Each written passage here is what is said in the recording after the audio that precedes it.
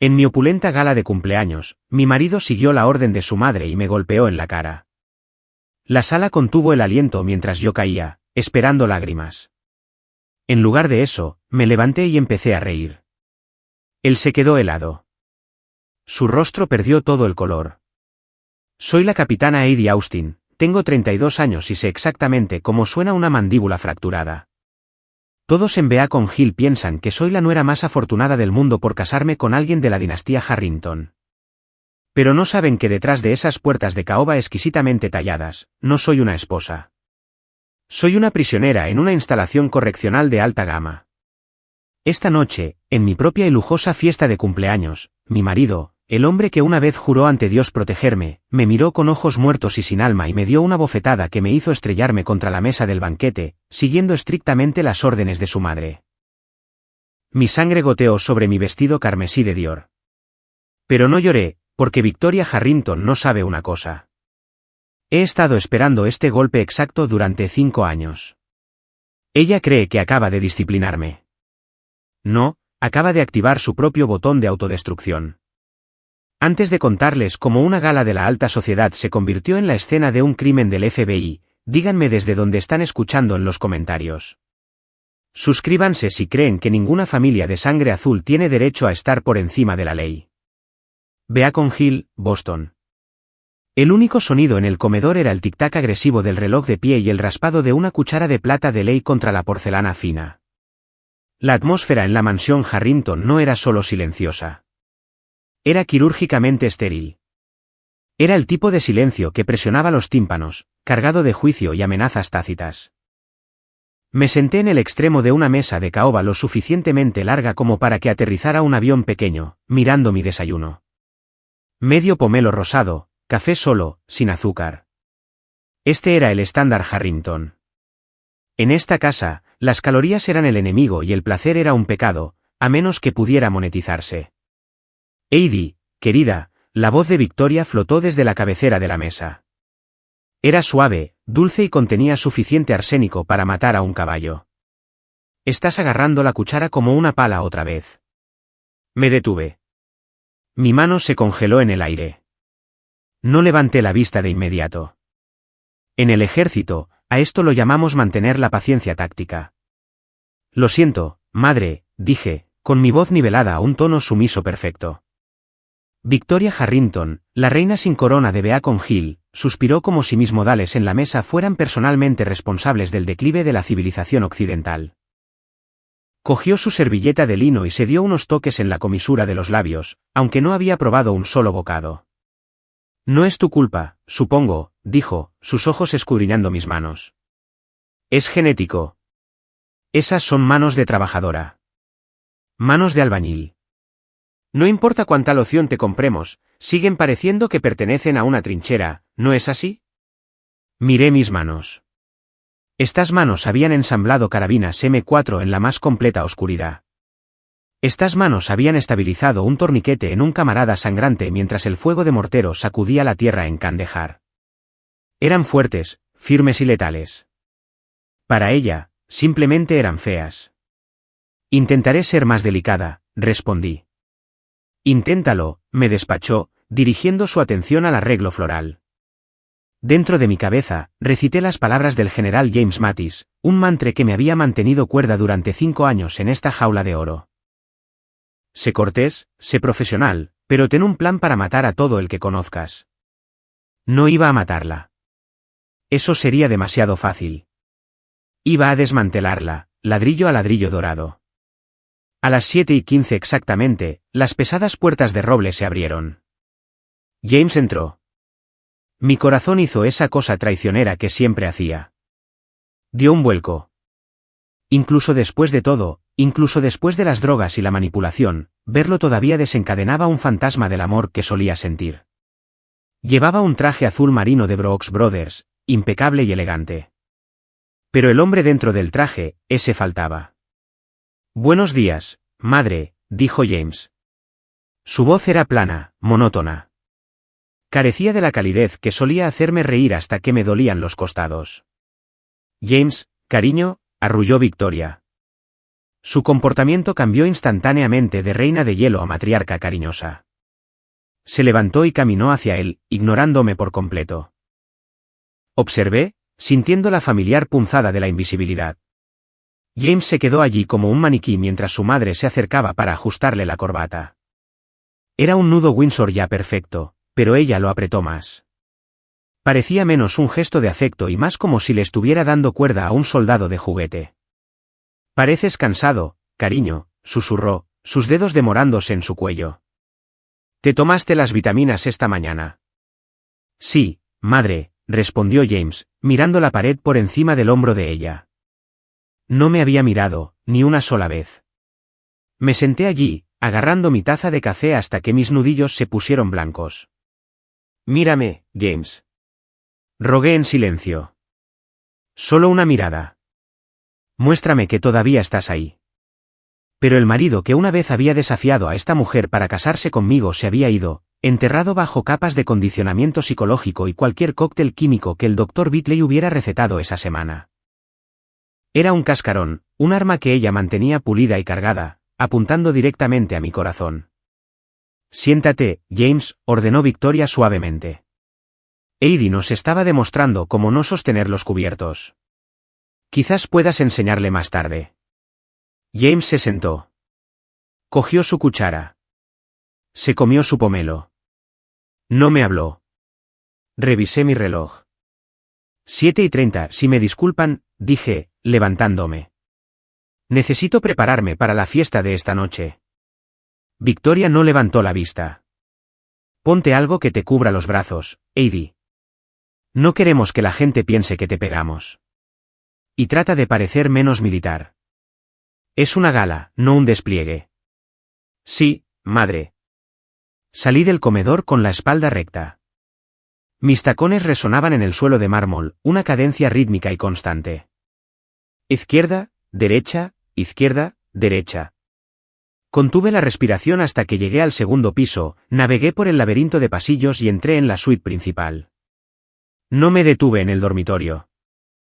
Fui directamente al vestidor, un espacio más grande que el apartamento en el que crecí. Hileras de vestidos de diseñador que odiaba colgaban como cadáveres en bolsas de plástico. Me moví hacia la parte de atrás, detrás de un perchero de abrigos de invierno, y presioné un panel oculto en la estantería de caoba. Se abrió con un clic. Allí, anidado entre una pila de jerseys de cachemira, estaba mi salvavidas. Un portátil militar resistente que Victoria no sabía que existía. Lo abrí. La pantalla brilló con una dura luz azul, un marcado contraste con el cálido y sofocante amarillo de las lámparas de la casa. Introduje mi contraseña, una secuencia de números de mi antigua identificación de unidad. Informe de inteligencia entrante. Mis ojos escanearon el correo electrónico cifrado de mi contacto en la CIA. Asunto, desembolso del fondo fiduciario. Estado, activo. Cronología, fondos se desbloquean en 12 horas. Solté un aliento que no sabía que estaba conteniendo. 12 horas. 5 años de humillación. 5 años comiendo pomelo y tragando insultos. 5 años viendo al hombre que amo desvanecerse en una niebla gris. Todo se reducía a esto.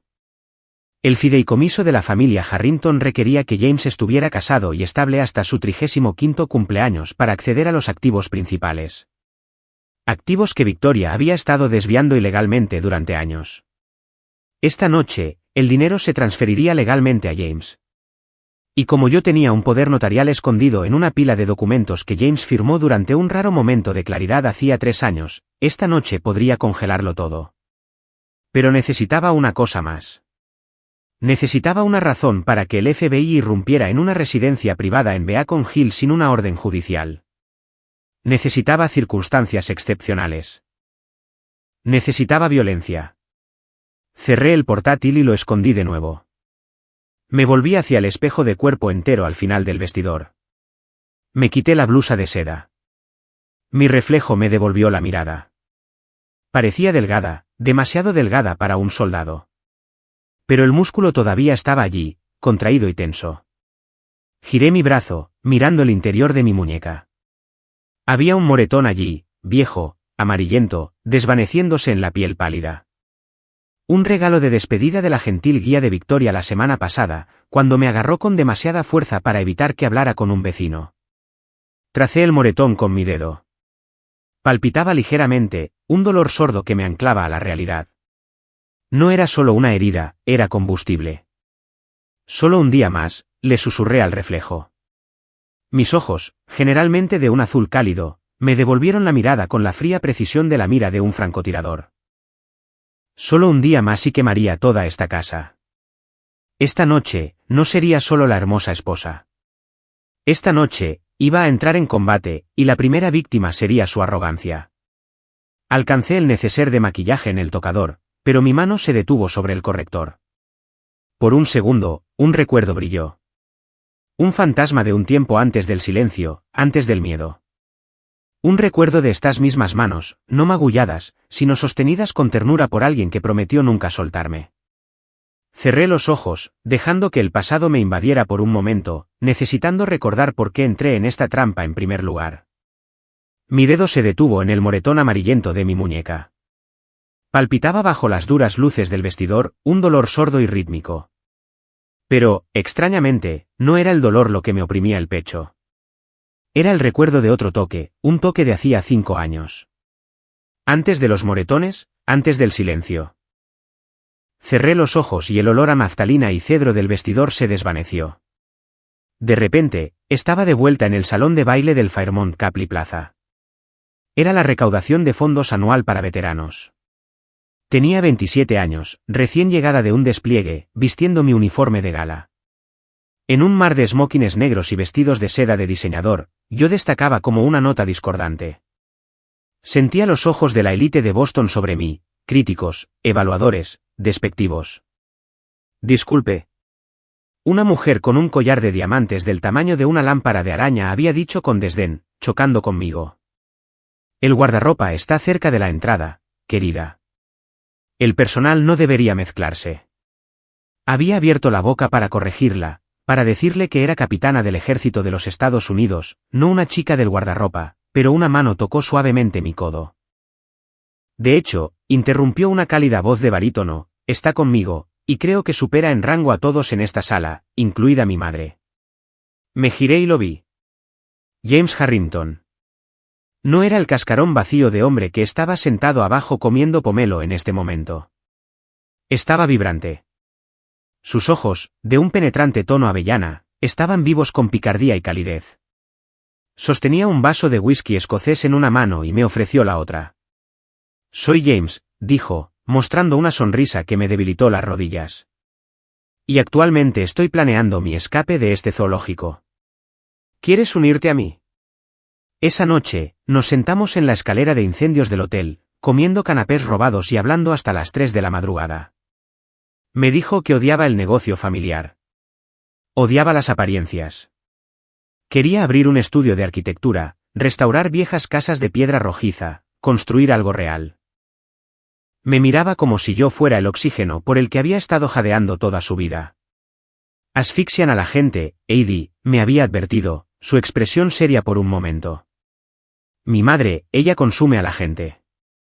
Pero contigo, siento que por fin puedo respirar. Le creí. Me enamoré del hombre que quería ser libre. Pero no sabía que la libertad era lo único que Victoria Harrington nunca permitiría. El cambio no ocurrió de la noche a la mañana. Fue un avance lento e insidioso, como moho negro creciendo detrás del papel pintado. 6 meses después de nuestra boda, comenzaron los dolores de cabeza. James llegaba a casa de las oficinas del fideicomiso Harrington pálido y tembloroso. Se volvió irritable, luego confundido. Olvidó nuestro aniversario. Olvidó cómo conducir al supermercado. Luego vino la pérdida de la función ejecutiva. Victoria descendió sobre nuestro hogar conyugal como un buitre que divisa un cadáver. Trajo al doctor Thomas Bitley con ella, un amigo de la familia y un médico a domicilio que cobraba $5,000 solo por cruzar la puerta.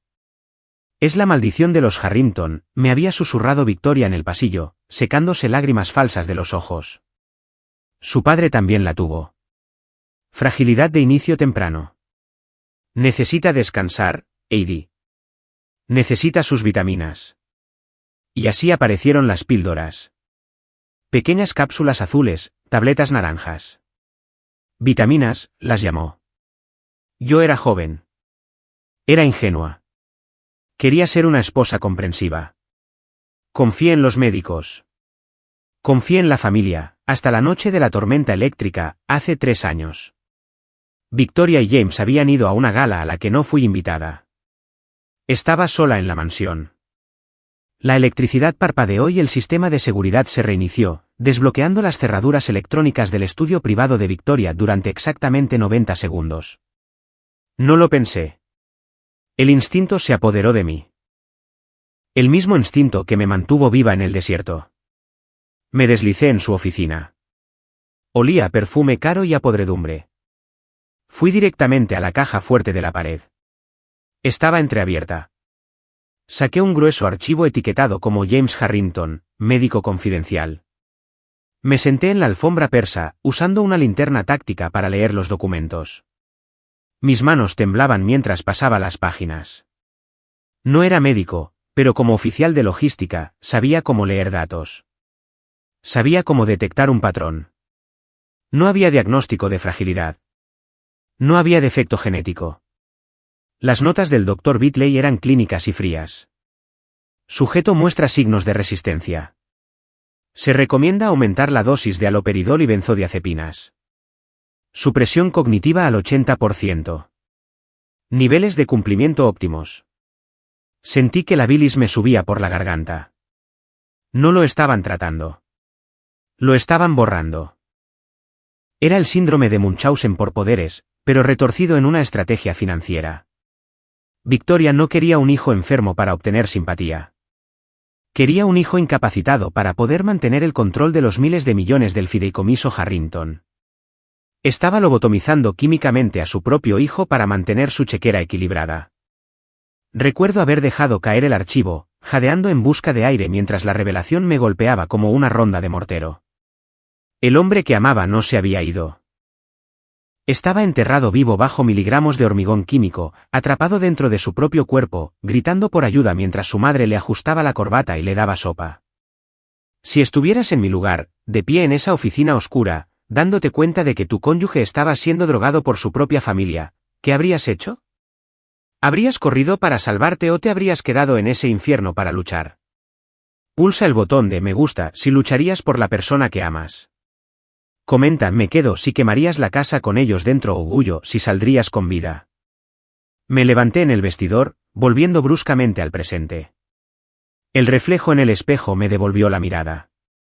Toqué el frío cristal. Esa noche, hace 3 años, había hecho una maleta. Tenía la mano en el pomo de la puerta. Iba a correr. Iba a huir a una base en Alemania y no mirar atrás nunca más. Pero entonces vi a James durmiendo en nuestra cama. Se movió en sueños, con el ceño fruncido como si luchara contra una pesadilla de la que no podía despertar. Me había defendido cuando nadie más lo hizo. Me había mirado y había visto a una persona, no a una sirvienta. No podía dejar atrás a un camarada caído. Esa es la primera regla de ser un soldado. No dejas a tu hermano detrás de las líneas enemigas. Así que deshice la maleta. Me quedé. Jugué el papel de la nuera sumisa y estúpida. Dejé que me insultaran. Dejé que pensaran que me habían roto. Me erguí en el vestidor, alisando mis manos sobre mis caderas. No te abandoné, James, susurré a la habitación vacía. Y no te abandonaré esta noche. Pero que Dios los ayude, porque he terminado de jugar a la defensiva. Alcancé el estante de nuevo. Era hora de vestirse. No con el harapo beige que Victoria envió, sino con una armadura de mi propia elección. En el ejército, tenemos un término llamado SCIF, instalación de información compartimentada sensible. Es una sala segura donde no puede haber escuchas electrónicas, donde se susurran los secretos más profundos de la nación. Durante los últimos 3 años, mi SCIF ha sido un vestidor lleno de $50.000 en zapatos que nunca uso. Me senté con las piernas cruzadas en la alfombra de felpa, con el panel oculto abierto. Mi portátil resistente zumbaba silenciosamente, un sonido infinitamente más reconfortante para mí que el Mozart que Victoria insistía en poner por los altavoces de la casa. En la pantalla, una barra de progreso verde avanzaba con una lentitud agonizante. Subiendo Harrington-Layer-Cayman-V2XLSX. Estado, 92%. Mi corazón martilleaba contra mis costillas, un ritmo frenético que contradecía mi postura inmóvil, como una estatua. Esto no eran solo datos. Eran huellas dactilares digitales, transferencias bancarias disfrazadas de honorarios de consultoría, empresas fantasma en Delaware y Panamá, y lo más condenatorio de todo, los pagos mensuales al Dr. Thomas Bitley, categorizados como honorarios médicos. Pagos que coincidían perfectamente con cada declive en la salud cognitiva de James. Vamos, susurré, instando a la barra de progreso a avanzar. No te congeles ahora. Estaba operando detrás de las líneas enemigas, y el enemigo tenía los mejores abogados de Boston. Si me atrapaban ahora, no solo me divorciarían, me borrarían. Victoria me pintaría como una veterana paranoica e inestable que se quebró bajo la presión de la alta sociedad. Me internaría en la misma institución donde amenazaba con enviar a James. Estado, carga completa. Servidor seguro. Solté un suspiro tembloroso e inmediatamente saqué la tarjeta micro SD del portátil. Este diminuto chip, no más grande que mi uña, era la bala que mataría a la bestia. Cerré el portátil, lo deslicé de nuevo en su compartimento oculto y sellé el panel de caoba justo cuando la pesada puerta del dormitorio se abrió con un crujido. Me levanté al instante. Memoria muscular. Señora Austin. Era la señora Higgins, la jefa de limpieza. Llevaba 30 años con los Harrington y me miraba con el mismo desdén que uno podría reservar para una mancha en una alfombra de seda. Para ella, yo era dinero nuevo, o peor, sin dinero. Aquí, señora Higgins, llamé, con voz firme. Entró contoneándose en el vestidor, llevando una funda de ropa y una bandeja. Su rostro estaba contraído en una máscara de falsa preocupación. Oh, señora, suspiró, aunque sus ojos brillaban con malicia. Tengo terribles noticias sobre su uniforme. Se me encogió el estómago. Mi uniforme de gala. Sí, parece que hubo un accidente en la lavandería. Señaló la funda de ropa. Una de las chicas nuevas, que torpe, derramó una cafetera entera de expreso sobre él. Intentamos quitarlo, pero la lana está arruinada. Me acerqué y abrí la cremallera de la funda. La chaqueta azul oscuro, adornada con mi insignia de rango y las cintas que había ganado con sudor y sangre en el polvo afgano, estaba empapada en un desastre pegajoso y marrón. No fue un accidente. No se derrama café accidentalmente dentro de una funda de ropa sellada. Era un mensaje. Aquí no eres una soldado. No eres nada. Miré la tela arruinada. Quería gritar. Quería agarrar a la señora Higgins por su cuello almidonado y exigir saber quién había ordenado esto. Pero eso es lo que querían. Querían que saliera la soldado enfadada y agresiva.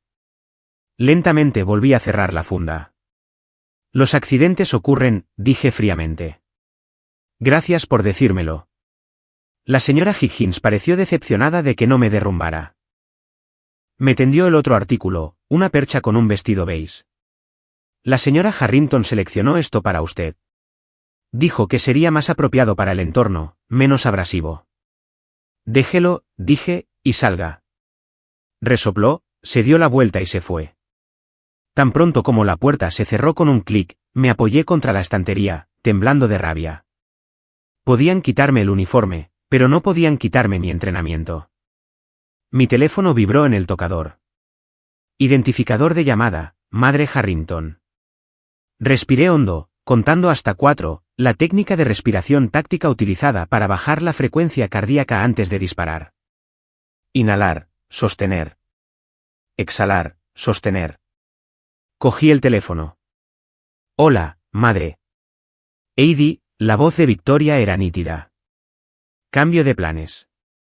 Te necesito en el lugar del evento a las 4 de la tarde.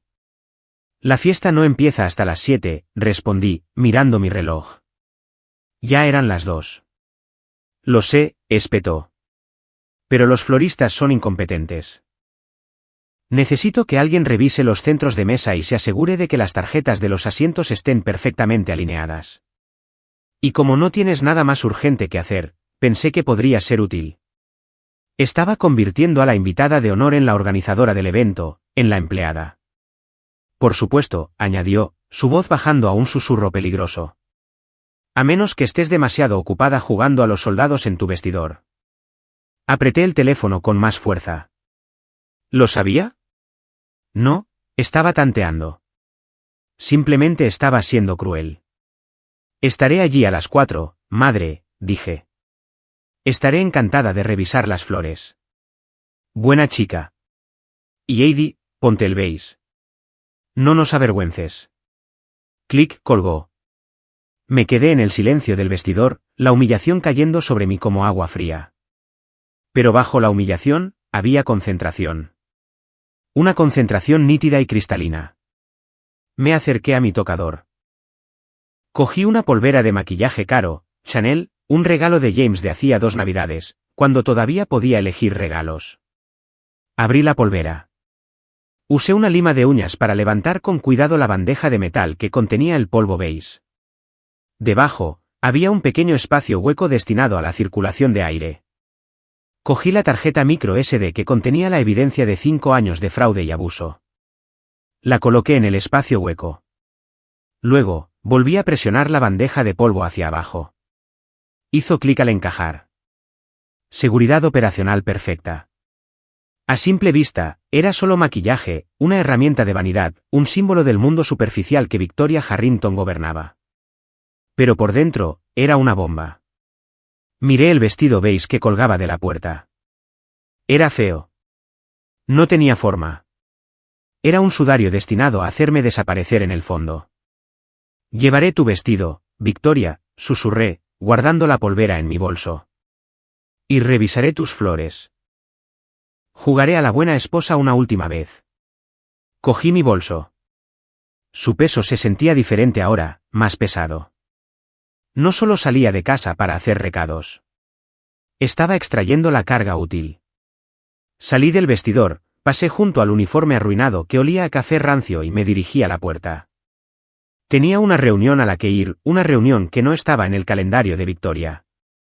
Porque antes de ir a la gala para hacer de víctima, tenía que parar en un restaurante de carretera grasiento en las afueras de la ciudad para encontrarme con la única persona que quedaba en esta ciudad que recordaba que Heidi Austin no era una sirvienta. Era una capitana y estaba a punto de ir a la guerra.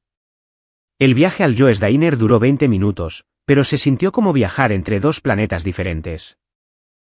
Dejé atrás las calles empedradas y la hiedra bien cuidada de Beacon Hill y conduje mi modesto sedán, el único coche que Victoria me permitía conducir, hacia el borde más crudo del sur de Boston. Entré en el aparcamiento.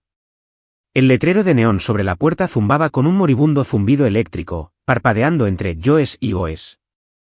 Entré y el olor me golpeó al instante.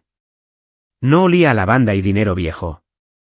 Olía a grasa de tocino, humo de cigarrillo rancio impregnado en las paredes desde los años 90 y café barato. Para mí, olía a libertad. Me deslicé en un reservado en la parte de atrás, el asiento de vinilo rojo remendado con cinta adhesiva plateada por donde se salía el relleno. ¿Qué te pongo, cielo? Una camarera con un peinado altísimo y una placa con el nombre de Doris preguntó, haciendo una pompa de chicle. Café solo, dije. Y un trozo de tarta de cereza, caliente. Marchando. Cuando llegó la tarta, no la comí con delicadeza. No me preocupé por sostener el tenedor como una pala. Di un bocado, el relleno dulce y ácido explotando en mi boca.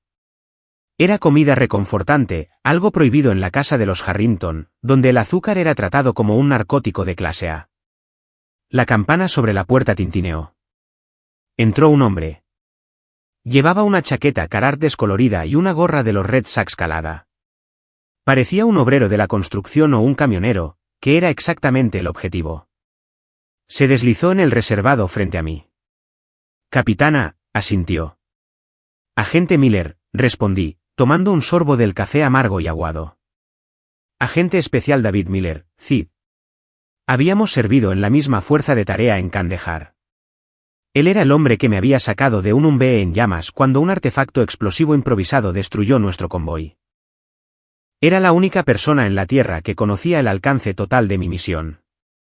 Tienes un aspecto horrible, Austin, dijo Miller, sus ojos escudriñando mi rostro con escrutinio profesional. No estaba siendo grosero. Estaba evaluando los daños. Te está matando de hambre, ¿verdad? Estoy bien, Dave, dije. Metí la mano en mi bolso y saqué la polvera de Chanel. La deslicé sobre la pegajosa mesa de laminado. Miller la cubrió con su mano grande y áspera. No la abrió. Conocía el procedimiento. El libro de contabilidad está ahí, dije en voz baja. Cuentas en paraísos fiscales, los sobornos al médico, el desfalco del fondo fiduciario. Está todo ahí. Miller se guardó la polvera en el bolsillo. Buen trabajo, Heidi. Con esto, podemos construir un caso bajo la ley Rico. Podemos congelar sus activos. Podemos acusar a Victoria de fraude, blanqueo de dinero, quizás incluso de conspiración. Pero, pregunté. Oí la vacilación en su voz. Miller se quitó la gorra y se pasó una mano por el pelo canoso. Se inclinó más cerca. Pero una investigación financiera lleva tiempo. ¿Meses? Quizás un año. En cuanto congelemos las cuentas, sus abogados nos invadirán. Nos enterrarán en papeleo. ¿Y James? ¿Qué pasa con James? Si Victoria huele el humo, lo trasladará, dijo Miller sombríamente. Tiene poder notarial sobre sus decisiones médicas. Podría enviarlo a una clínica privada en Suiza mañana mismo. Si eso sucede, lo perdemos. No podemos extraditar a un paciente sin una lucha tremenda. Se me heló la sangre. ¿Suiza? Nunca lo volvería a ver. Entonces, ¿qué necesitamos?, pregunté. Miller suspiró. Se miró las manos y luego se estiró sobre la mesa. Cubrió mi mano con la suya. Su piel era áspera, callosa y cálida. No era el agarre controlador de Victoria, ni el toque lánguido y drogado de James. Era el apretón de manos de un hermano, un salvavidas. ¿Estás bien?, preguntó suavemente. De verdad. Miré nuestras manos. Durante 5 años, no me habían tocado con genuina amabilidad. Sentí un nudo en la garganta, una peligrosa grieta en mi armadura. Me lo tragué. Estoy sobreviviendo, susurré. Dime el plan, Dave. Miller apretó mi mano y luego se apartó. Su rostro se endureció. Volvió al modo agente. Necesitamos circunstancias excepcionales, dijo. Necesitamos una razón para derribar esa puerta esta noche sin una orden judicial, sin esperar a un juez el lunes por la mañana. Causa probable, asentí. Más que eso, necesitamos una amenaza activa para la vida o la integridad física, dijo Miller. Si tenemos causa probable de que una oficial federal, tú, está siendo agredida o retenida contra su voluntad, podemos entrar. Podemos arrestar a todos en el lugar. Podemos poner a James bajo custodia protectora inmediatamente como testigo. Entendí de inmediato. El silencio se extendió entre nosotros, pesado y denso. ¿Quieres que deje que me peguen?, declaré. No quiero que hagas nada, gruñó Miller, con la mandíbula apretada. Odio este plan. Pero si entras allí y solo presentas la evidencia financiera, se reirán y llamarán a sus abogados. Pero si James o Victoria, si te golpean. Agresión a un oficial federal, terminé. Es un delito grave. Arresto inmediato. Sin fianza durante 24 horas. Miller parecía dolido. Heidi, no tienes que hacer esto. Podemos encontrar otra manera. No hay otra manera. Esta noche es la fecha límite. El fondo fiduciario se desbloquea a medianoche. Tomé otro bocado de la tarta de cereza, pero ahora sabía a ceniza. Pensé en el rostro de James esa mañana, en el vacío. Pensé en el moretón de mi muñeca. ¿Cómo lo capturamos?, pregunté. Miller metió la mano en el bolsillo de su chaqueta y sacó una pequeña caja de terciopelo. Dentro había un broche de diamantes. No es real, dijo. Es un micrófono. Audio de alta fidelidad. Transmite directamente a nuestra furgoneta. Estaremos aparcados a 2 manzanas. Cogí el broche. Era llamativo. Algo que Victoria aprobaría. Aquí están las reglas de enfrentamiento, dijo Miller, con voz severa. Tienes que provocarlos. Tienes que presionar a Victoria hasta que estalle. Pero no puedes golpear primero. Tienes que recibir el golpe. Y una vez que te golpeen, dices la palabra clave. ¿Cuál es la palabra? Hecho, dijo Miller. Dices, hecho, y entramos. Me prendí el broche en la blusa. Miré a Miller. Si James me golpea, no sabe lo que está haciendo, Dave. Las drogas. Nos ocuparemos de eso más tarde, dijo Miller. Pero tiene que ser él quien lo haga, o ella. Tiene que ser físico. Lo será, dije, recordando la mirada en los ojos de Victoria esa mañana. Estaba desesperada. La gente desesperada es violenta. Me levanté. Puse un billete de $20 en la mesa. Suficiente para cubrir la tarta y una generosa propina para Doris. Heidi. Miller también se levantó. Me agarró del hombro. Si sale mal, si sacan un arma, sales de ahí. Al diablo con el caso. ¿Sales? ¿Es una orden? Lo miré. Sonreí, pero no llegó a mis ojos. Los huesos sanan, Dave, dije en voz baja. Pero si me voy esta noche y dejo a James allí, mi honor nunca sanará. Me di la vuelta y salí del restaurante. El viento afuera era frío, cortando mi delgada chaqueta. Volví a mi coche. Miré el broche en el asiento del pasajero, mi arma. Revisé mi reflejo en el espejo retrovisor. La tarta de cereza había desaparecido. El calor de la mano de Miller se estaba desvaneciendo de mi piel. Puse el coche en marcha. Era hora de volver a la mansión. Era hora de ponerse el vestido, ponerse la sonrisa y esperar el dolor.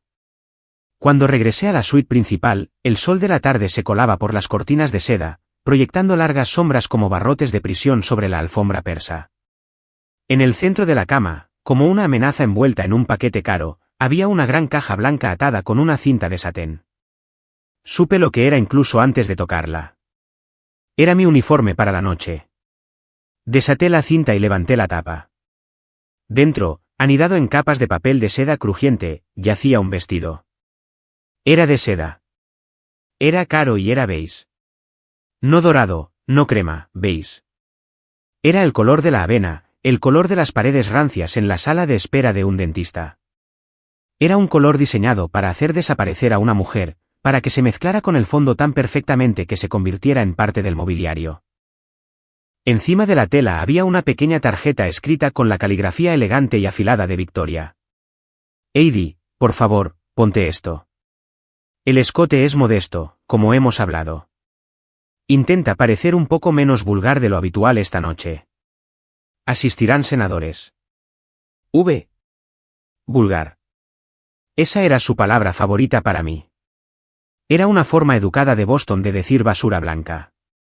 Era un recordatorio de que, mientras ella nació entre fondos fiduciarios y casas de verano en Martha's Vineyard, yo nací de un mecánico y una maestra de escuela en Ohio. Miré el vestido. No era solo una prenda de vestir. Era un bozal. Quería que me quedara en un rincón, invisible y silenciosa, mientras ella exhibía a James como un pony premiado. Sentí un calor subir por mi pecho. No la lenta quemazón del resentimiento, sino el fuego repentino de la adrenalina de combate. Fui a mi mesa de costura en la esquina de la habitación. Cogí mis pesadas tijeras de sastre de acero. Estaban frías y pesadas en mi mano. Volví a la cama. No dudé. No pensé en el precio, que probablemente era más de lo que mi padre ganaba en un mes. Corte. Las cuchillas de acero cortaron la delicada seda beige con un crujido satisfactorio. Corte. Rasgadura.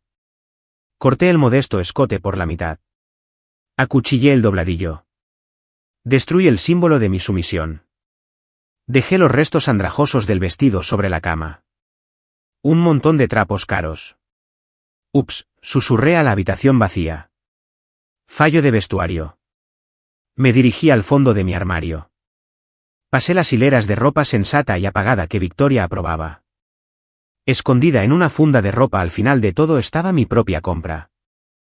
La había comprado hacía 6 meses con el dinero que ahorré de mis cheques de discapacidad, escondiéndola como contrabando. La saqué. Era un Christian Dior Vintage. Y no era beige. Era rojo.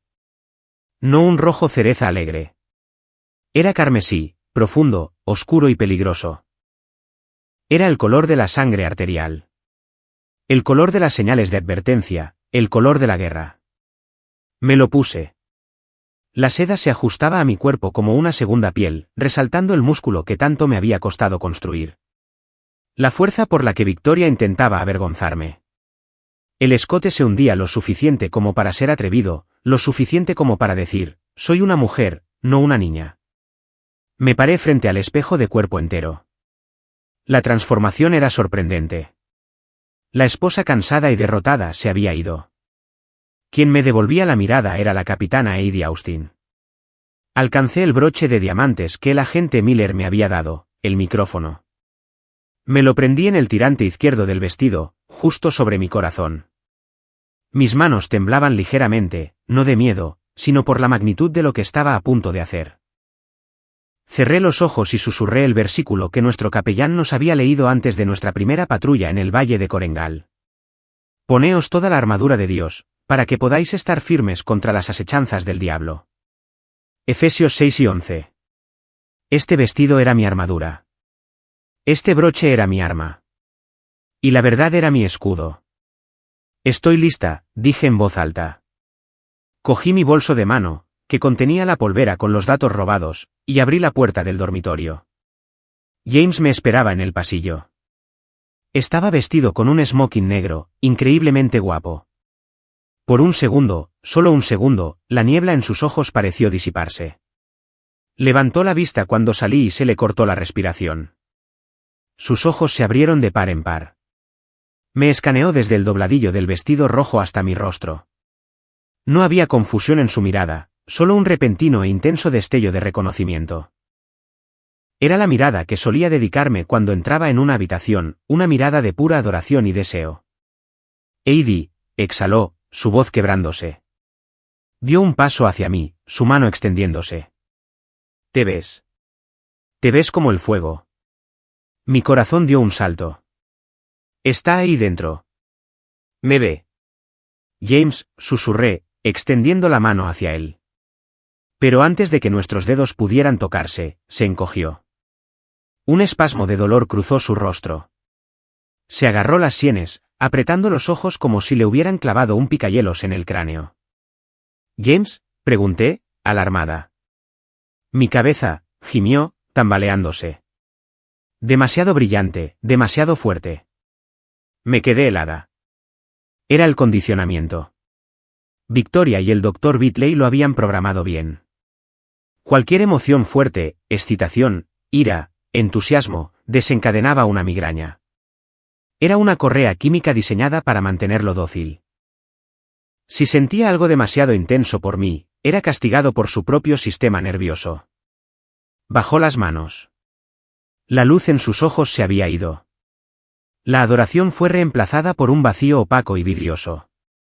Madre está esperando, dijo robóticamente. No deberíamos llegar tarde.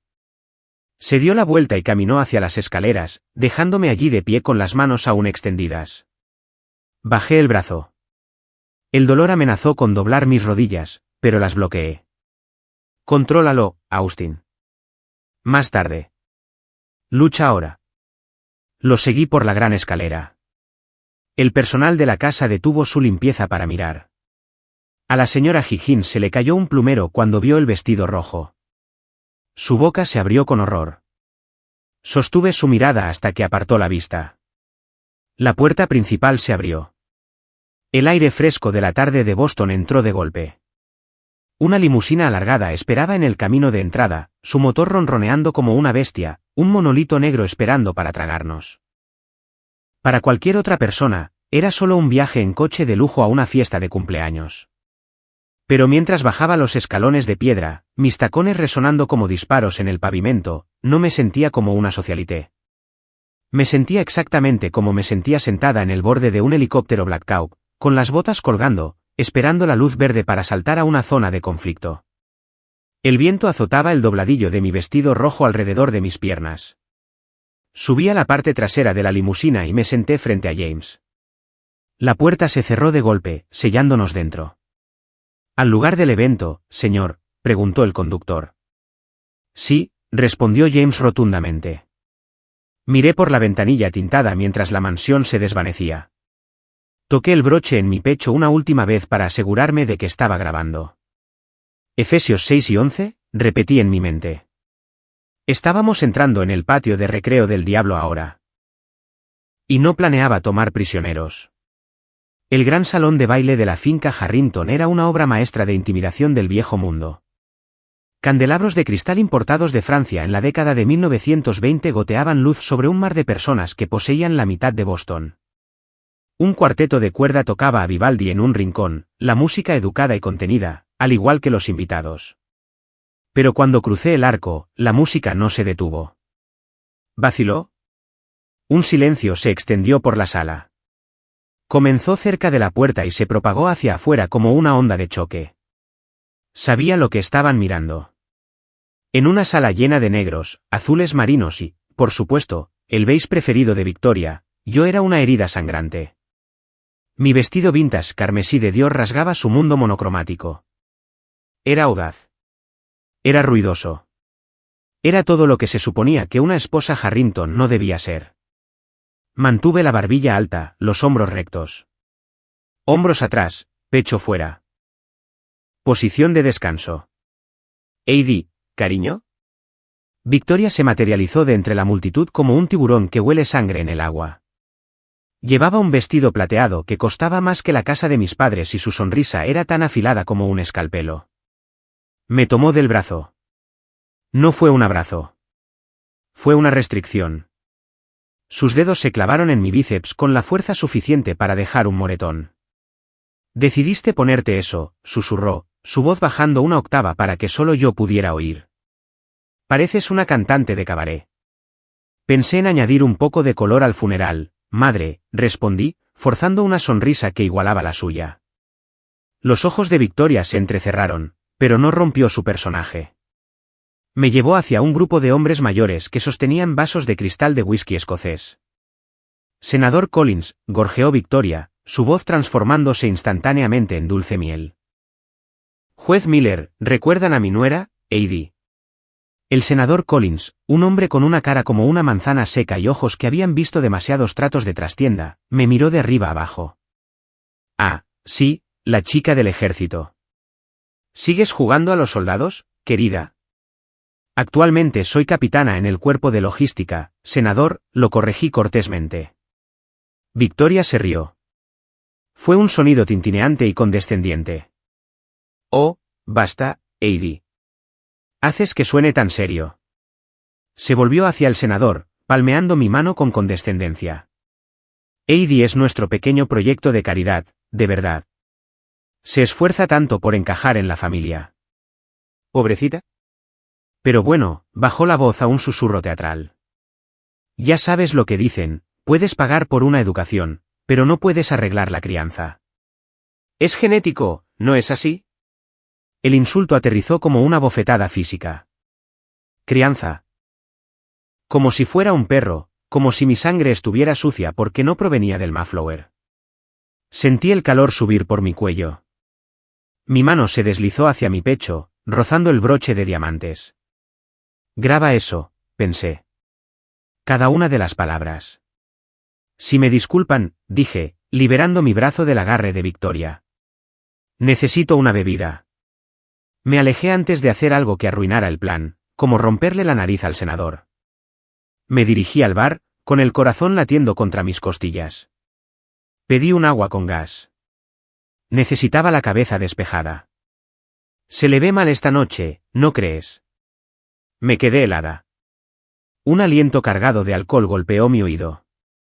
Me giré para ver al doctor Thomas Bitley de pie, demasiado cerca. Tenía los ojos inyectados en sangre y hacía girar un vaso de ginebra. Aléjate de mí, Thomas, dije. Está temblando, se burló Bitley, mirando al otro lado de la sala a James, que estaba de pie junto a la chimenea, mirando las llamas. Sus niveles de cortisol están por las nubes. ¿Lo has molestado, Heidi? ¿Has intentado hacerle recordar de nuevo? Estoy tratando de salvarlo de ti, sí sé. Bitley se rió entre dientes. Se inclinó, su voz goteando malicia. Si su presión arterial sube más esta noche, tendré que aumentar la dosis de sedantes. Y a ese nivel, bueno, el daño cerebral se vuelve permanente. No querrás un vegetal por marido, ¿verdad? O tal vez sí. Más fácil de manejar. Agarré mi vaso con tanta fuerza que pensé que se haría añicos. Agresión a un oficial federal. Ese era el objetivo. Pero en este momento, quería cometer un asesinato. La cena está servida, anunció el mayordomo, salvando a Bitley de un puñetazo en la garganta. Me moví hacia la mesa del comedor. Era una enorme extensión de caoba de 30 pies, puesta con plata de herencia y centros de mesa florales que probablemente costaron $5.000 cada uno.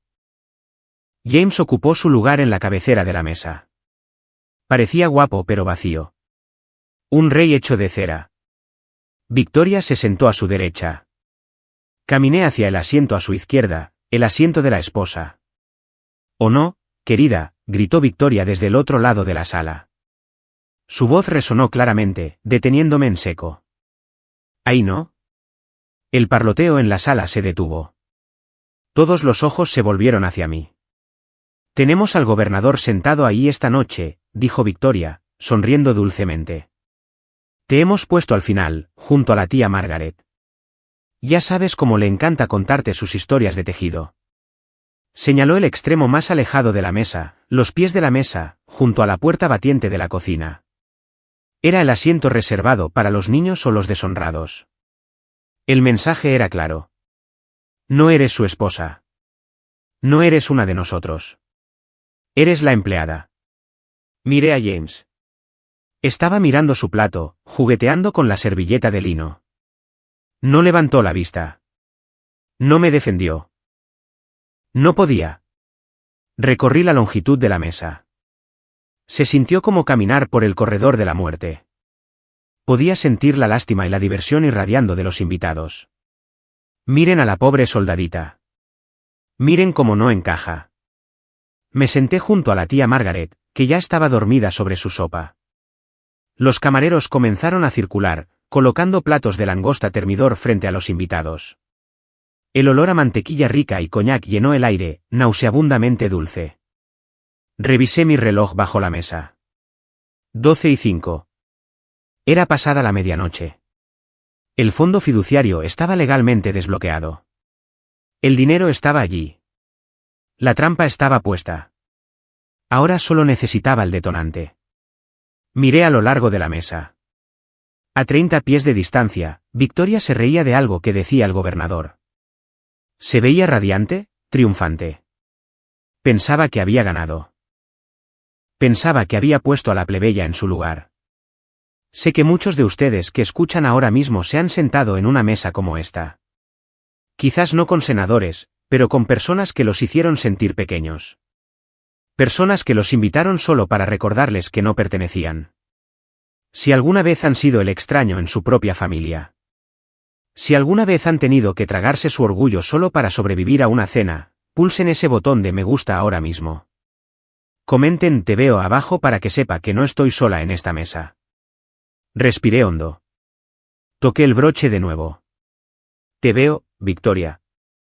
De repente, la risa en la cabecera de la mesa se detuvo. Victoria se giró. Ya no miraba al gobernador. Miraba a James. Y luego me miró a mí. Incluso a 30 pies de distancia, vi el cambio. Sus ojos se volvieron fríos. Muertos de frío. Lo había decidido. La humillación no era suficiente.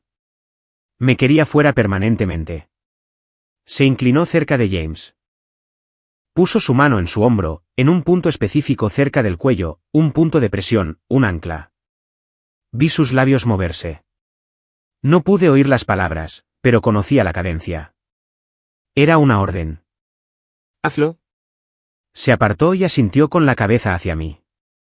James dejó de juguetear con su servilleta. Su cabeza se levantó de golpe. A través de la luz de las velas, el cristal y las flores y las mentiras, sus ojos se encontraron con los míos. Pero ya no eran los ojos avellana de James. Las pupilas estaban dilatadas, tragándose el iris. Eran agujeros negros. No había reconocimiento, ni amor, ni vacilación. Solo había la misión. Empujó su silla hacia atrás. El chirrido de la madera contra el suelo resonó como un disparo en la silenciosa habitación. Se levantó.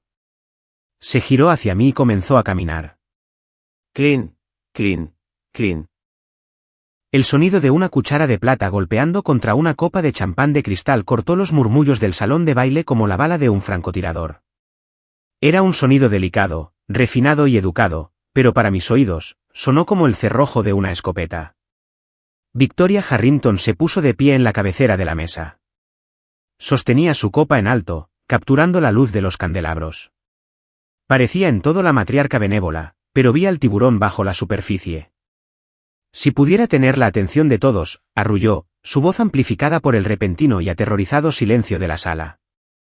Me senté en el extremo más alejado de la mesa, con las manos cruzadas en mi regazo. Mi ritmo cardíaco estaba subiendo. 100 latidos por minuto.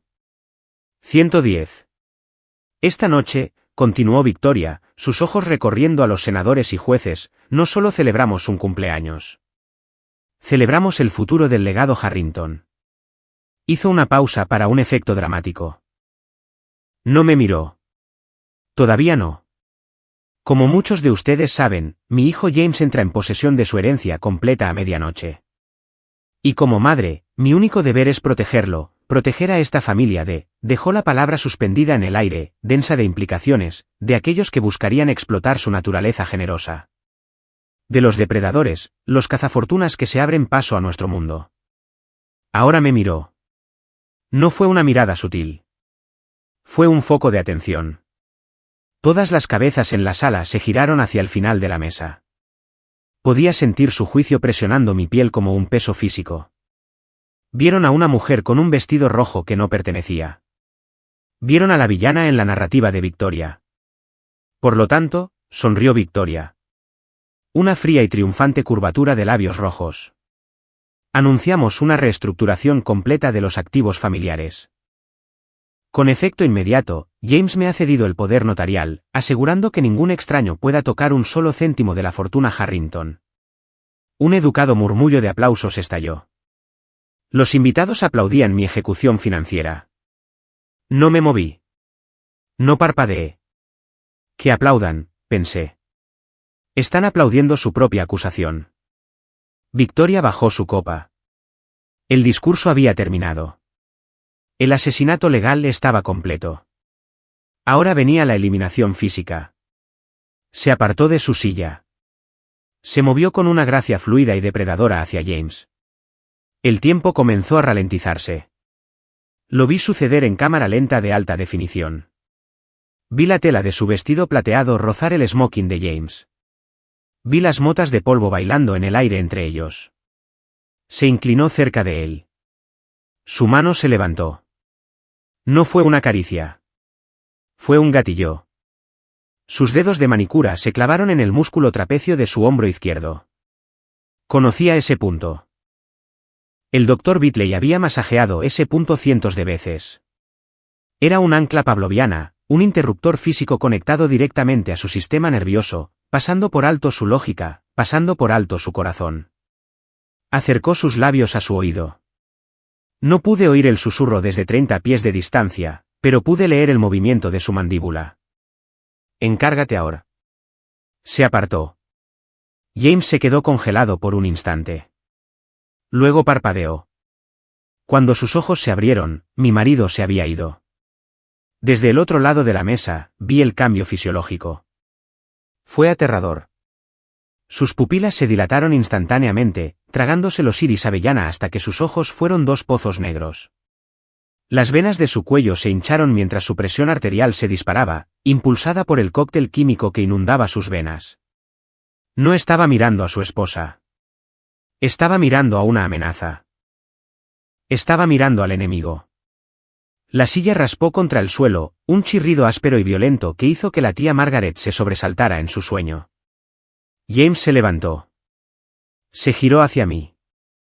La sala quedó en silencio absoluto. Los aplausos murieron. El cuarteto de cuerda dejó de tocar. Incluso los camareros se congelaron, sosteniendo bandejas de langosta suspendidas en el aire. James comenzó a caminar. No caminaba con el paso suelto y fácil del hombre con el que me casé. Caminaba con el paso rígido y mecánico de un soldado marchando hacia el fuego. Sus manos estaban apretadas en puños a sus costados. Pum, pum, pum. Sus zapatos de vestir golpeaban el suelo de madera. Cada paso resonaba en mi pecho. 30 pies. Me levanté. Sentía las piernas pesadas, pero bloqueé las rodillas. Empujé hacia atrás la pesada silla de roble. 20 pies. Los invitados sentados entre nosotros se apartaron del camino. El senador Collins derramó su whisky escocés. Una mujer con perlas jadeó y apartó su silla, creando un camino ancho y despejado para James. ¿Eran cobardes? Todos ellos. Vieron a un hombre, obviamente drogado, obviamente agresivo, marchando hacia una mujer, y ninguno de ellos se levantó. Solo miraban. Era el efecto espectador en su forma más pura y fea. Querían ver el accidente de coche. 10 pies. Mi instinto de supervivencia, perfeccionado por años de entrenamiento militar, me gritó. Amenaza detectada.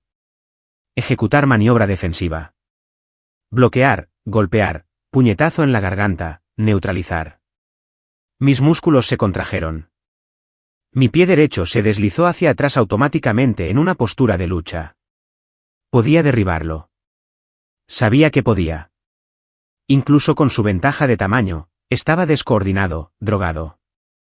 Un simple barrido de piernas, una llave articular, y estaría en el suelo.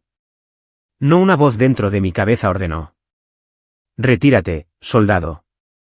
Si contraatacaba, yo era la agresora. Si contraatacaba, Victoria presentaría esto como veterana inestable ataca a su marido. Tenía que recibir el golpe. Forcé mi pie a volver a una posición neutral. Deshice mis puños. Respiración táctica. Hazlo ahora. Inhalar. 2, 3, 4. Llené mis pulmones, oliendo el aroma de los lirios caros y la violencia inminente. Sostener. 2, 3, 4. Visualicé el oxígeno viajando a mi cerebro, manteniendo a raya el pánico. Exhalar. 2, 3, 4. Liberé la tensión en mis hombros. Dejé caer mis manos a los costados, dejando mi cara y mi pecho completamente expuestos. Sostener. James estaba a 5 pies de distancia. Podía ver el sudor perlado en su frente. Podía ver la aterradora nada en blanco en sus ojos. No respiraba. Jadeaba. Un sonido bajo y animal. James, susurré. No me oyó. Estaba atrapado en un bucle de pesadilla, viendo un monstruo donde estaba su esposa. Miré el broche de diamantes en mi pecho. Parpadeaba con una pequeña luz roja invisible en mi mente. Grabando. Siempre grabando. Volví a mirarlo. No me inmuté. No me encogí. No rogué. Levanté la barbilla. Le ofrecí mi cara. Vamos, cariño. Pensé, una sola lágrima amenazando con derramarse, pero contenida por pura voluntad. Hazlo. Rómpeme para que pueda salvarte. Dame la evidencia. Se detuvo directamente frente a mí. Se cernía sobre mí, bloqueando la luz de los candelabros. Su respiración era entrecortada, su mano temblando violentamente, levantada en el aire. La sala contuvo la respiración. Cerré los ojos, relajé la mandíbula para minimizar el daño y esperé la oscuridad. El impacto no se registró como dolor al principio. Se registró como un sonido. Crujido. Fue el nauseabundo sonido húmedo de la carne golpeando la carne, amplificado por la acústica cavernosa del salón de baile. La palma abierta de James conectó con el lado izquierdo de mi cara con la fuerza de un mazo. La pura energía cinética me levantó del suelo. Giré hacia atrás, mi cadera golpeando el borde de la mesa de caoba. Me estrellé contra la vajilla. Una pesada copa de cristal se hizo añicos contra mi hombro. El plato de langosta termidor se deslizó por el borde, estrellándose contra el suelo en un desastre de salsa de crema y fragmentos de porcelana. Caí con fuerza al suelo de madera. Mi visión se nubló. Un zumbido agudo llenó mis oídos, ahogando el jadeo que recorrió la sala. Durante 3 segundos, me quedé allí. Podía saborear el regusto metálico a cobre en mi boca. Tenía el labio partido. Me toqué la mejilla y mis dedos volvieron húmedos. Miré mi mano. Era sangre, de un rojo brillante y oxigenado. Combinaba perfectamente con mi vestido. Sobre mí, James estaba de pie, respirando con dificultad, sus manos aún suspendidas en el aire. Temblaba violentamente, mirando su propia palma como si perteneciera a otra persona. La sala estaba en silencio, no el silencio educado de antes, sino el vacío aterrorizado de una multitud que acababa de presenciar un crimen. Victoria Harrington estaba a 30 pies de distancia. Tenía la mano sobre la boca, pero sus ojos brillaban. Había ganado. Había sometido al perro rebelde. O eso creía ella. Tumbada en el suelo, entre el cristal roto y el vino derramado, sentí algo burbujeando en mi pecho. No era un sollozo. No era un grito. Era una risa. Comenzó baja, un retumbo gutural en mi garganta, y luego se liberó. Empecé a reír. Era un sonido frío y entrecortado, la risa de un soldado que acaba de ver al enemigo caminar directamente hacia un campo de minas. Me levanté. Tenía el pelo revuelto. La sangre goteaba de mi labio por mi barbilla, cayendo sobre el broche de diamantes prendido en mi pecho. Me puse de pie. No me limpié la sangre. Dejé que se viera. Dejé que fuera la evidencia. Heidi. La voz de Victoria vaciló. Dio un paso atrás, su triunfo flaqueando. ¿Has perdido la cabeza? La miré directamente. Sonreí y mis dientes estaban manchados de rojo. No, Victoria, dije, mi voz cortando el silencio como un cuchillo. No he perdido nada, pero tú.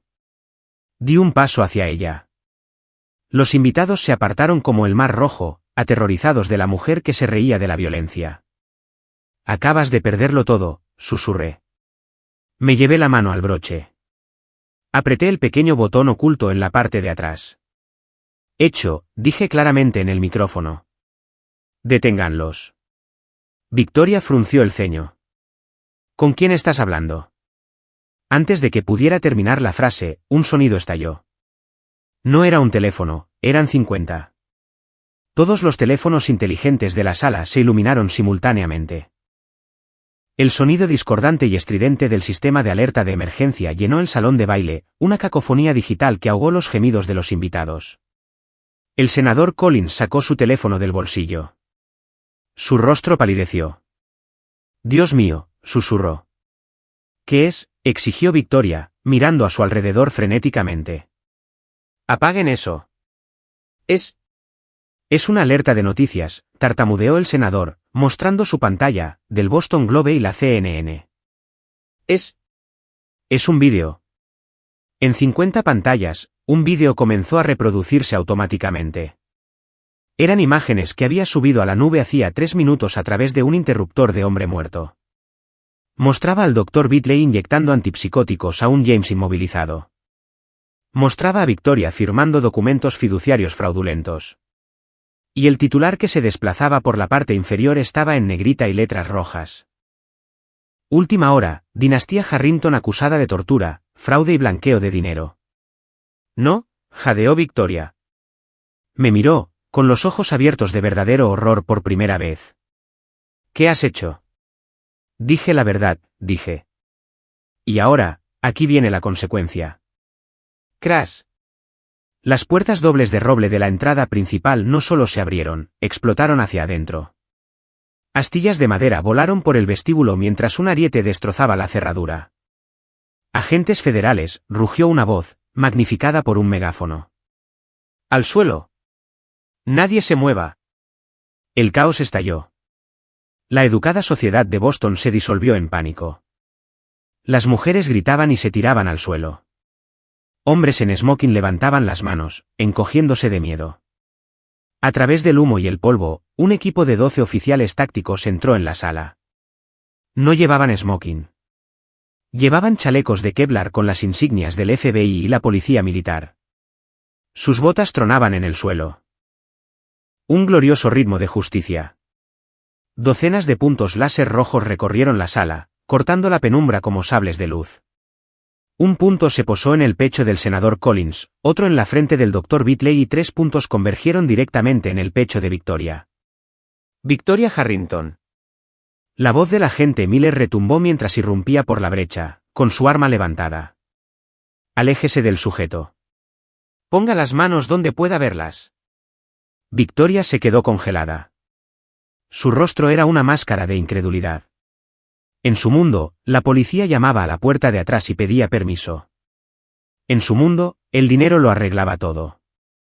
Pero el dinero no detiene una redada federal.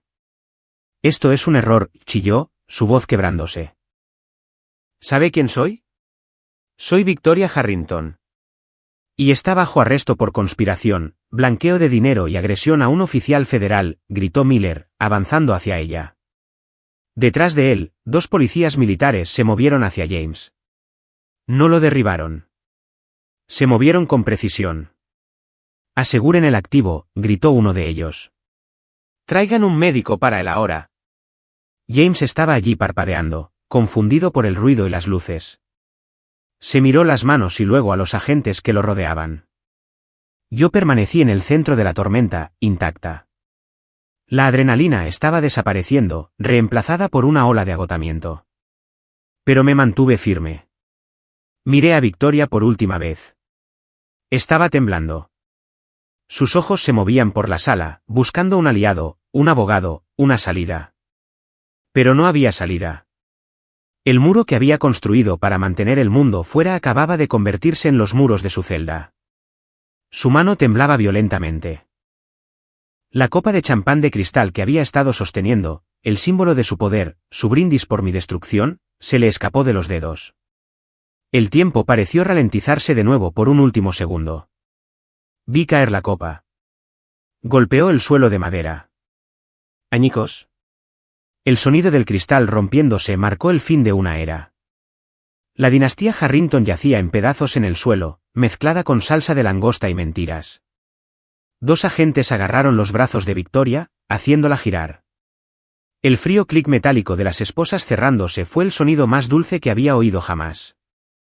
Heidi, gritó mientras la arrastraban, su dignidad perdida, su pelo revuelto. Tú, pequeña ingrata. Soy dueña de esta ciudad. No puedes hacer esto. Me llevé la mano al pecho y me desprendí el broche de diamantes del vestido. Mi mano estaba firme. En realidad, Victoria, dije en voz baja, aunque no podía oírme por encima del caos, creo que descubrirás que el gobierno de los Estados Unidos es el dueño de esta ciudad esta noche.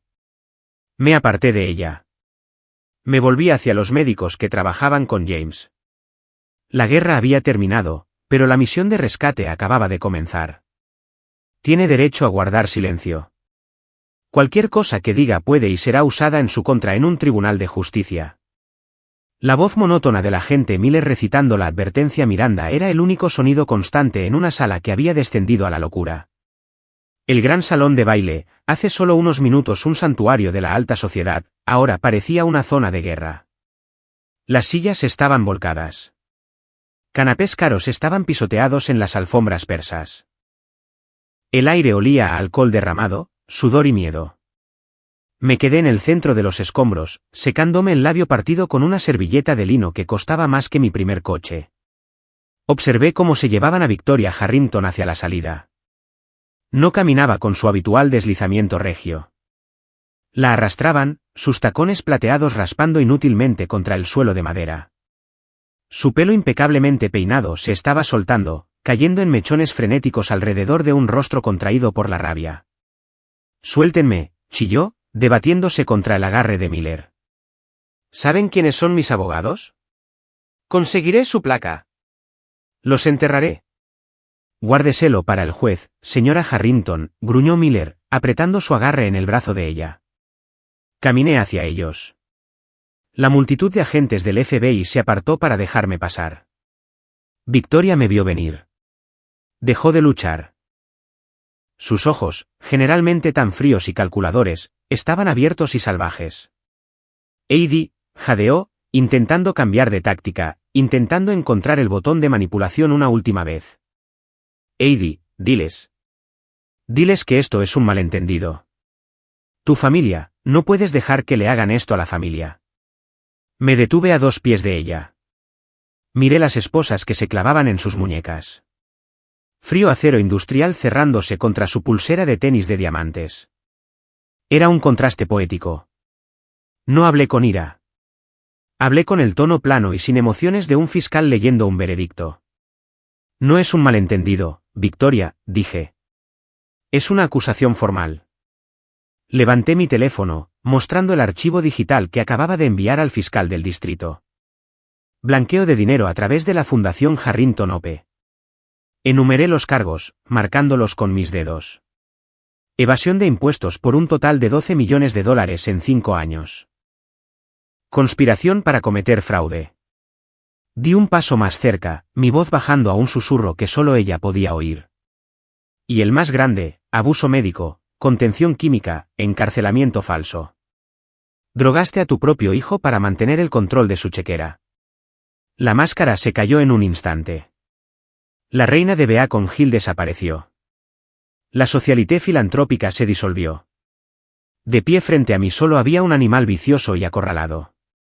Victoria se abalanzó sobre mí, contenida solo por las esposas y el agarre del agente Miller. La saliva volaba de su boca. Tú, pequeña rata de alcantarilla ingrata, gritó, su voz cruda y fea. Te acogí. Te saqué del fondo del barril y te di una vida que no merecías. No eres nada. Eres solo basura con uniforme. Los invitados que no habían huido, los senadores, los jueces, los vampiros del dinero viejo, miraban horrorizados. Nunca habían oído a Victoria levantar la voz, y mucho menos usar un lenguaje así. Estaban viendo al monstruo que escondía detrás de las perlas. Puede que sea basura, Victoria, dije con calma, limpiándome una mota de su saliva de la mejilla. Pero soy basura que camina libre. Disfruta de la prisión federal. He oído que los monos son naranjas. No es realmente tu color. Sáquenla de aquí, ordenó Miller. Pagarás por esto, aulló Victoria mientras la arrastraban por las puertas dobles rotas. Te pudrirás en el infierno, Heidi. ¿Me oyes? Te pudrirás. Sus gritos se desvanecieron por el pasillo, reemplazados por el crepitar de las radios de la policía. No la vi irse. Me di la vuelta. La adrenalina que me había impulsado durante la última hora comenzó a desaparecer, dejando mis rodillas temblando, pero no podía derrumbarme todavía. Quedaba una víctima más por atender. James. Estaba sentado en el suelo cerca de la chimenea, rodeado por 2 paramédicos y un policía militar desconcertado. Parecía pequeño. Las drogas que Victoria le había inyectado estaban desapareciendo, el pico agresivo de adrenalina estrellándose en un profundo y oscuro valle de confusión. Estaba mirando sus manos. Me acerqué a él. Los paramédicos levantaron la vista, vieron mi cara, vieron la sangre, y retrocedieron para darnos espacio. James, dije suavemente. Su cabeza se levantó de golpe. Por primera vez en toda la noche, quizás por primera vez en años, sus ojos estaban claros. Las pupilas negras y dilatadas se habían reducido a su tamaño normal. El iris avellana era visible, nadando en lágrimas. Me miró. Miró el vestido rojo. Y luego su mirada se fijó en mi boca. El corte en mi labio estaba hinchado ahora. La sangre se había secado en un reguero oscuro por mi barbilla. James emitió un sonido que nunca olvidaré. No fue una palabra. Fue un gemido de puro e inalterado horror. Volvió a mirar su propia mano, la mano que me había golpeado. Empezó a temblar. No, graznó, con la voz ronca. No, no, no. Se acabó, James, dije. Yo hice eso, susurró, señalando mi cara con un dedo tembloroso. Te pegué. Yo. Oh, Dios, Heidi. Se desplomó hacia adelante. No solo lloró. Se rompió. Se acurrucó en una bola en el suelo de madera, enterrando la cara entre las manos, sus hombros sacudidos por violentos sollozos. Era el sonido de un hombre despertando de un coma de 5 años, solo para darse cuenta de que había sido el monstruo en su propia pesadilla. Lo siento, gritó contra el suelo, su voz quebrándose. Por favor, Dios, lo siento. No lo sabía. Ella me dijo. Dijo que tú eras. Lo siento. Cada instinto en mi cuerpo, el instinto de esposa, el instinto de cuidadora, me gritaba que me arrodillara. Quería abrazarlo. Quería acariciarle el pelo y decirle que no era su culpa, que estaba drogado, que también era una víctima. Di un paso adelante. Mi mano se extendió. Luego me detuve. Miré el moretón en mi muñeca. Sentí el dolor punzante en mi mandíbula. Si lo abrazaba ahora, si lo consolaba mientras mi propia sangre aún estaba húmeda en mi cara, nada cambiaría. Solo estaría permitiendo el ciclo, sería la muleta en la que se apoyaría en lugar de su madre. No necesitaba una madre. Necesitaba ser un hombre. Retiré mi mano. Me erguí, mi vestido rojo ardiendo como una llama de advertencia. James, dije, con voz firme. Levantó la vista, su rostro un desastre de lágrimas y mocos. Sus ojos suplicaban perdón, consuelo. Te amo, dije, y lo decía en serio. Y porque te amo, luché por ti. Recibí el golpe por ti. La destruí por ti. Hice una pausa, dejando que las palabras se asentaran. Pero no voy a levantarte del suelo, dije. Te salvé de ella, pero no puedo salvarte de la recuperación. Tienes que hacer eso tú. Heidi, por favor. Alcanzó el dobladillo de mi vestido. Retrocedí, justo fuera de su alcance. Necesitas ayuda, James. Ayuda de verdad. No de mí y no de ella. Necesitas desintoxicarte. Necesitas descubrir quién eres cuando no estás siendo controlado. No me dejes, sollozó. No te estoy dejando, dije, mi voz quebrándose ligeramente. Solo estoy dando un paso atrás para que puedas aprender a ponerte de pie. Miré a los paramédicos. Llévenlo al más general. Consíganle un protocolo de desintoxicación y un abogado que no esté en la nómina de los Harrington. Sí, señora, asintió el médico. Miré a James una última vez. Estaba roto, sí, pero estaba libre. La jaula estaba abierta. Ahora tenía que decidir si quería volar o simplemente arrastrarse de vuelta a la oscuridad. Me di la vuelta y caminé hacia las puertas destrozadas. El aire nocturno entró para recibirme, frío y limpio. Pasé junto a los coches de policía, junto a las luces intermitentes y salí a la oscuridad. Estaba sangrando. Estaba agotada. Estaba sola. Pero por primera vez en 5 años, podía respirar. ¡Pum! El sonido del mazo del juez golpeando el bloque de caoba resonó en la sala del Tribunal Federal. Fue un sonido agudo y final, el sonido de un libro cerrándose de golpe. Cadena perpetua sin posibilidad de libertad condicional, declaró el juez Harrison, su voz desprovista de piedad.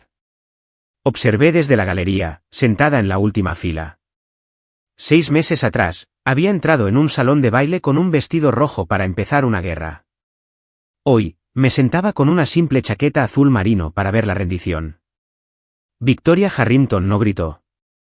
Esta vez, no amenazó. Se veía pequeña, encogida en su mono naranja, despojada de sus diamantes, su seda de diseñador y su nombre.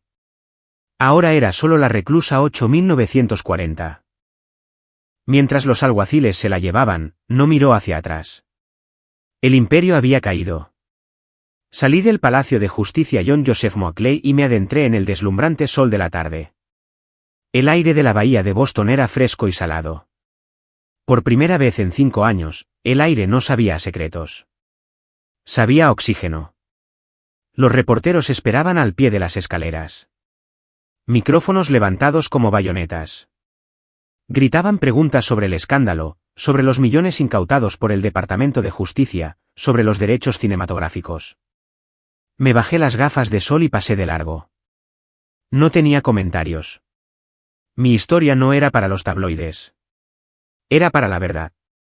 Caminé unas cuantas manzanas hasta un parque tranquilo con vistas al agua. Me senté en un banco de madera, la madera cálida contra mi espalda. Metí la mano en mi bolso y saqué un sobre blanco liso. No había remitente, solo un matasellos de Vermont. Pasé el pulgar por la caligrafía. Era temblorosa, la letra de un hombre que reaprendía las habilidades motoras finas, pero era legible. Lo abrí. Querida Heidi, mi terapeuta dice que debería escribir esto. No por ti, sino por mí. Pero creo que mereces leerlo. Llevo 160 días sobrio. La niebla finalmente se está disipando. Recuerdo cosas ahora. Recuerdo cómo me miraste cuando nos conocimos. Recuerdo cómo no logré protegerte. Durante mucho tiempo, estuve enfadado porque destruiste mi vida. Pero ahora me doy cuenta de que no destruiste mi vida. Destruiste mi jaula. Estoy aprendiendo quién es James cuando no es un Harrington. Da miedo. Es silencioso, pero es real. No te pido perdón. No lo merezco, y no te pido que vuelvas. Eres una guerrera, Heidi. Necesitas un compañero, no un paciente.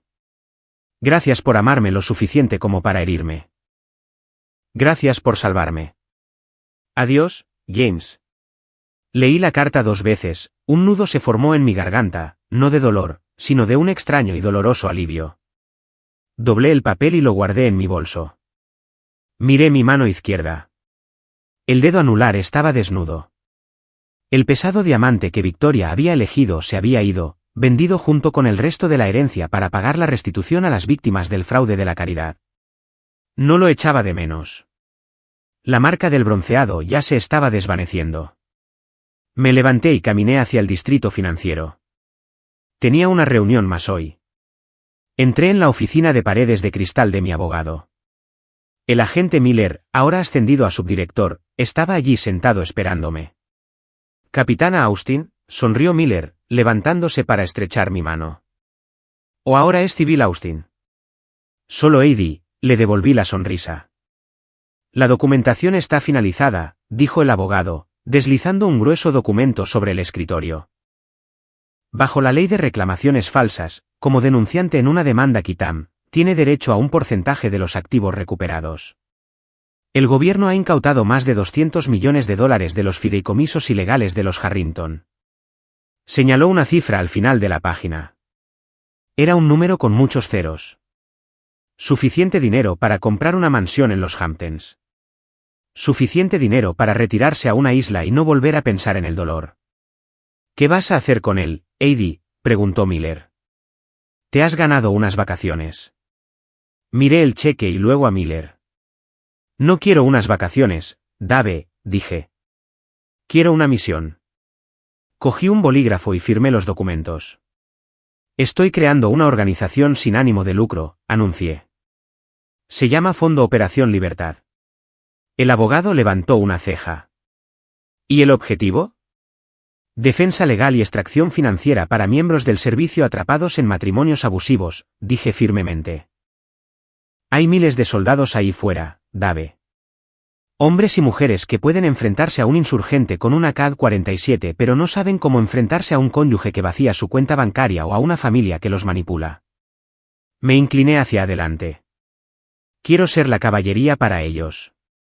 Quiero proporcionar los abogados, las casas seguras, los contables forenses. Quiero asegurarme de que ningún soldado tenga que elegir nunca más entre su honor y su libertad. Miller me miró por un momento, luego una lenta sonrisa se extendió por su rostro. Nunca dejas de luchar, ¿verdad, Austin? No hasta que todos estén a salvo en casa, respondí. Salí de la oficina 1 hora después. El sol se estaba poniendo sobre Boston, convirtiendo el horizonte en una silueta de oro y fuego. Vi mi reflejo en el escaparate de una tienda. Ya no llevaba el vestido rojo. Llevaba un sencillo traje sastre. Pero la mujer en el reflejo era la misma. Sus hombros estaban erguidos. Su cabeza estaba alta. El moretón en su muñeca había desaparecido, curado sin dejar rastro. Pero la lección permanecía. Pensé en Eleanor Roosevelt. Era una mujer que sabía de deberes, de máscaras públicas y de dolor privado. Una vez dijo algo que se había convertido en mi mantra durante las noches más oscuras en esa mansión. Una mujer es como una bolsita de té. Nunca sabes lo fuerte que es hasta que está en agua caliente. Victoria Harrington me había arrojado a agua hirviendo. Pensó que me disolvería. Pensó que sería débil, insípida y desechable. Se equivocó. El calor no me destruyó. Hizo que mi fuerza se concentrara. Sacó la fuerza que no sabía que tenía. Me convirtió en algo potente, algo real. Respiré hondo, llenando mis pulmones con el aire fresco de la tarde. Había caminado por el infierno con un par de tacones altos y había salido al otro lado, no solo viva, sino libre. Revisé mi reloj. Eran las 6 horas. Hora de ir a trabajar. Sonreí, una sonrisa real y genuina que llegó hasta mis ojos, y avancé hacia el resto de mi vida. Este viaje no se trataba solo de derribar una dinastía corrupta o incautar millones de dólares. Se trataba de una batalla mucho más dura, darme cuenta de que tu valor nunca es definido por las personas que intentan hacerte sentir pequeña. Victoria intentó enterrarme, pero olvidó que yo era una semilla. Para cualquiera que esté escuchando y se sienta atrapado en este momento, ya sea por una relación tóxica, una familia controladora o sus propios miedos, por favor recuerden esto: el silencio no es paz y la resistencia no es amor. Tienen una reserva de fuerza dentro de ustedes que ni siquiera han tocado todavía. No esperen a que un héroe derribe la puerta y lo rescate. Mírense en el espejo. El héroe ya está ahí. Solo necesitan darse permiso para luchar. Ahora, quiero cederles el micrófono a ustedes. Todos nos enfrentamos a nuestra propia mansión Harrington. Un desafío que parece imposible de superar hasta que finalmente damos ese primer paso. ¿Cuál fue el momento de agua caliente en su vida que los obligó a volverse más fuertes de lo que jamás pensaron posible? Compartan su historia en los comentarios. Su valentía podría ser exactamente la bengala de auxilio que otra persona necesita ver hoy. Si la lucha de Heidi por la libertad resonó con ustedes, por favor pulsen ese botón de me gusta y suscríbanse al canal. Juntos, podemos compartir más historias de justicia, resiliencia y el inquebrantable espíritu humano. Hasta la próxima vez, manténganse fuertes.